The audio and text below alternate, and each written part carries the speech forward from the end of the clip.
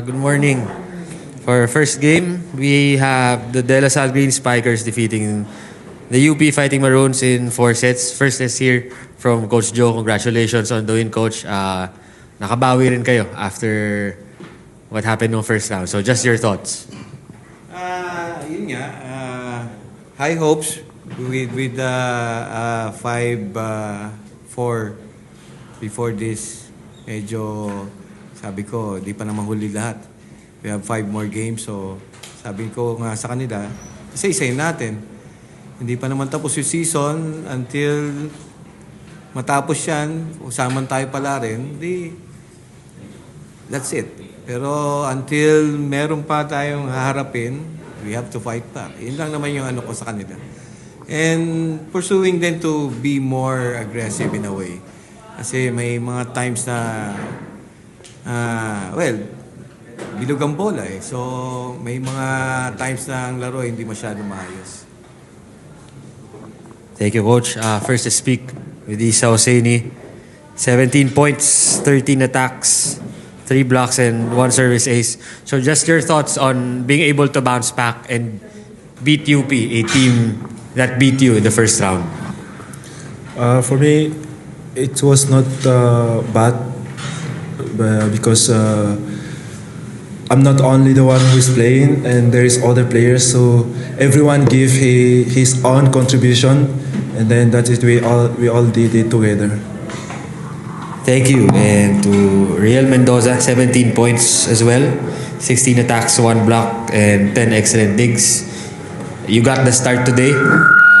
Safe to say, di mo naman binigo si Coach and yung team. So just your thoughts on playing this big of a role in this victory. Siguro masaya ako ngayon kasi nagampanan ko kahit papaano yung role na binigay sa akin ni Coach. And nakapag-contribute naman ako ng sarili ko and yung mga teammates ko, nakapag-contribute kami para manalo sa game na to. Kasi lahat ng game namin mahalaga. Lagi nga sinasabi ni Coach sa amin na wag na namin muna intindihin makapasok ng Final Four. Intindihin muna namin sino yung next game. Para wala kami masyadong iniisip, kundi yung next game lang ng next game. Yun lang po. Coach, after the third set, ano yung naging reminder sa team and how do you like yung response nila dito sa court? Nagkaroon ng a bit setup. I don't know if they're just relaxed because nakuha nila yung 2 sets, but sabi ko pa naman hindi na natapos yung game for 2 sets. Sabi ko, we have to do something. Reminding them kung ano yung talagang problema. And then, give it a try na mag-adjust kami. Yung bigyan ng akin ng chance ang makapag-start since the first game ng tournament. Ano lang yung masabi mo na finally yun, nakabalik ka din sa first game? Siguro nung sabi ni Coach na mag-start ako is cleaner ko lang yung utak ko. And binalikan ko lang lahat ng training na ginawa namin. Yung disiplina, yung technique, lagi naman sinasabi sa amin nila Coach yun. And pagiging mindful. Kaya siguro naging maayos yung laro namin. And siguro nagka-humps lang nung third set pero nakabawi naman kami ng fourth set. So masaya ako kasi nakalagpas kami. Nalagpasan namin to ng sama-sama. The bench ka, siguro paano mo na lang rin pinanatili na yung kumpiyansa mo nandun ba? Siguro tiwala na lang din sa sarili ko. Sa kung ano yung kaya kong ibigay.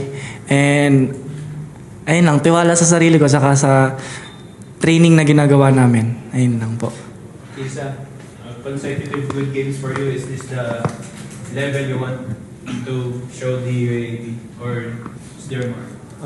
About the level is not always the level that I want. I want more. So after every game, I will try to see the negative side and the positive also side, to keep the positive and try to work about the negative side. So every game that I will play, I will just gonna give my best. Coach, ito na ba yung hinahanap mo kay Isa? Kasi nung dating natanong kita, it was during the Ramadan. Nandun naman yung tiwala ko eh. Getting yung trust to entrust them na they have to play best. Pero siguro presumption ko lang yung reason na nag-Ramadan. Pero it affects also somehow.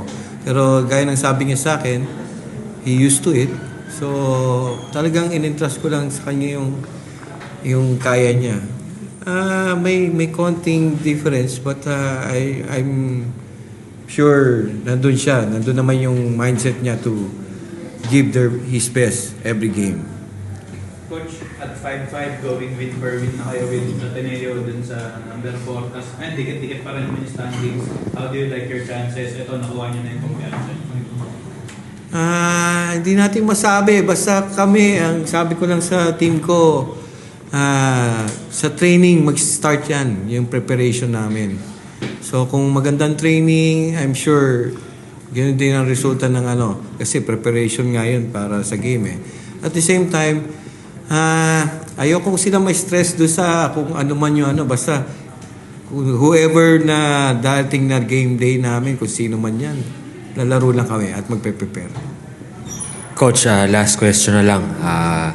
After the break, parang siguro defining stretch na to kasi FEU Ateneo yung magkasunod pagkabalik from the break. So, gano'n lang siguro kahalaga yung mga susunod na araw or I guess the next 7 to 10 days for the team. After the break, actually for me alone, importante yung last 4 games eh. Not because yung we're rooting for the yung rank namin na makapasok sa top 4, but for the team na magkaroon ng kumpiyansa talaga na to beat everyone. Hindi naman nagyayabang pero yun yung pinapaintindi ko eh. Wala naman beatable eh. Wala naman unbeatable. Lahat naman yan kaya. Depends on how we prepare. Depends on yung mindset namin over the game. Lahat naman possible. So yun lang. Okay. That note, Coach, players, thank you. Congratulations.